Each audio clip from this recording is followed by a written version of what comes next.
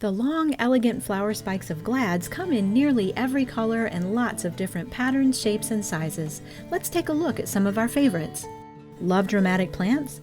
Pink parrot grows up to 5 feet tall and shows off with loads of 4-inch blooms in late summer.